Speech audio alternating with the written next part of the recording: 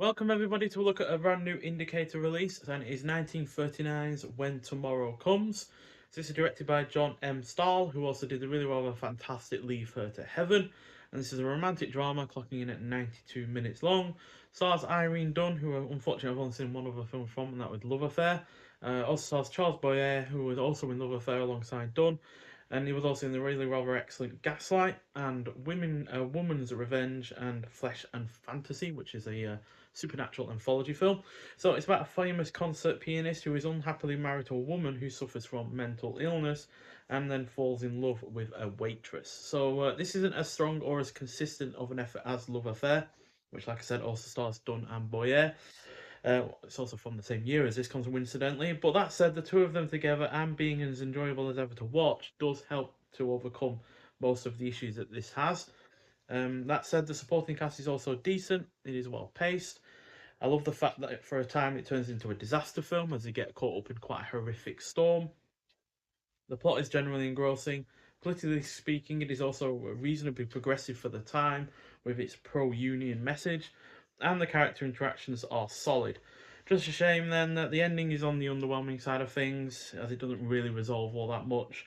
Its treatment of a mentally ill character isn't handled particularly well, which is kind of probably to be expected for such an old film, but it would have been nice for that to have been as progressive as the Union part, and it could have explored the characters that bit better. But on the whole, a fairly solid film, but not as good as Love Affair. If you want to see these two actors in a romantic film that is better, then I do highly suggest that one. But this still gets 3.5 out of 5 from me. So, yeah, and again, it's a really rather nice release from Indicator. We obviously already have looked at You and Me, and this is the second of the four films that they released late last month, and I've bought three of them, and this is the second of them. So yeah, there's the disc, and we do get a slightly alternate uh, rear sleeve artwork, such as that. So that's the one we looked at, and that's a different one. I prefer this one, to be honest. This one they look a bit shocked and like, oh, what's going on? When quite frankly, that's not the case. And then we also have a booklet as well. So there's the two of them again, and that's, I believe, John M. Stahl. And inside the booklet, you get usual cast and new crew. And then we get Hold the Flowers by Pamela Hutchinson from 2024.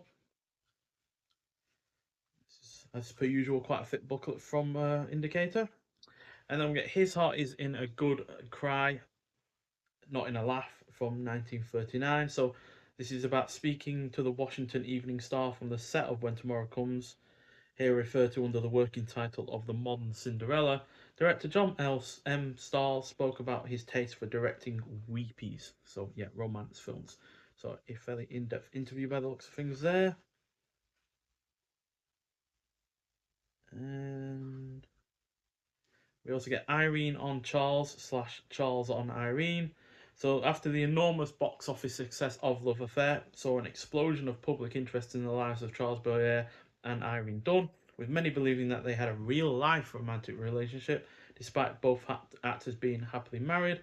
As part of the promotion for When Tomorrow Comes, Dunn and Boyer were asked a series of questions by Photoplay magazine about the other's tastes in the manner of a parlour game. The results are remarkably detailed, eclectic, and florid, especially given that the actors had only known each other for around a year at this point, suggesting that the responses may have been written either by studio publicists or Photoplay's staff writers. Dunn's impressions of Boyer were structured as a series of questions and answers. So that sounds like a fairly interesting write up. And then we've also got a critical response. So, critical response of the film from the time.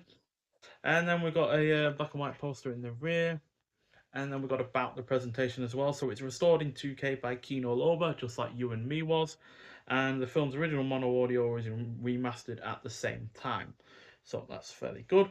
And in terms of extras on the disc, we've got original mono audio, like I've already said, as well as audio commentary with academic and curator Eloise Ross from 2024. Stormy Weather from 2024, clocking in at 20 minutes long. Writer and critic Jeff Andrew assesses When Tomorrow Comes and its place within the career of producer-director John M. Stahl. Then we've got The Mark of Cain from 2024, clocking in at 21 minutes long. That's from critic Michael Brook, who discusses the great Sorry, my cat just jumped on my stand there. Discusses a great hard-boiled crime novelist James M. Cain, whose 1938 magazine serial A Modern Cinderella inspired this film and its two remakes.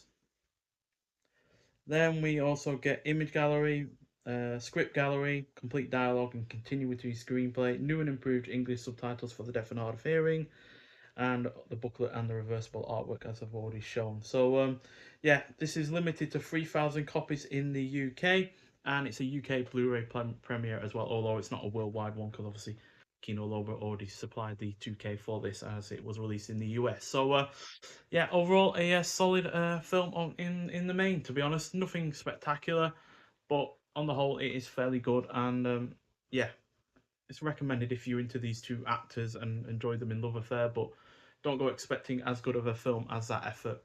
To be honest, which is a bit of a shame. But yeah, I do believe they joined up together for a third film, so I'm looking forward to seeing that. Sorry, I'm just trying to stop my cat from shaking everything. Um, but I am looking forward to seeing if there was another third film from them. If not, then yeah, it's a bit of a shame to go out on a lower point than the way that they started. But still, if you have seen this film before, I'd like to hear your thoughts on it. But nonetheless, thank you for watching, and I'll see you in the next one. Bye.